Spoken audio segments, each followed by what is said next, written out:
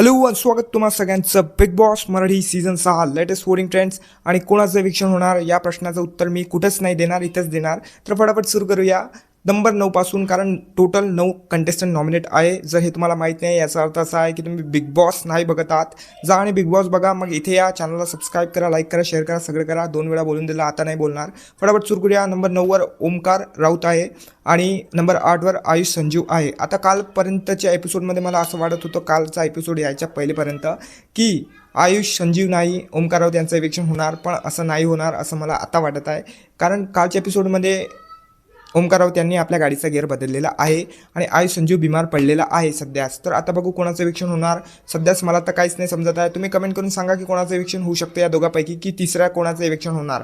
Number 7वर आहे प्रभू Shelke, number 6वर आहे सचिन कुमावत. आता मला खरं बोलू तर ओमकार आणि आयुषपेक्षा जास्त वाटते की सचिनचे निघायचे चान्सेस जास्त आहे.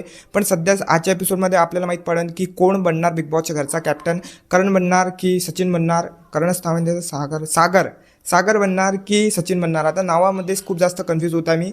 तर सचिन नाही बनले तर त्यांचं इविक्शन होऊ शकतं, नाहीतर कॅप्टन बनले ते एक हप्ता आणखी बिग बॉसच्या घरात राहून जाणार असं मला वाटते. तर समोर वळूया. नंबर 5वर दीपाली सय्यद आहे, नंबर 4वर राकेश बापट आहे, नंबर 3वर अनुश्री माने आहे, नंबर 2वर दिव्या शिंदे आणि नंबर 1वर आता पण रोशन भजनकर आहे.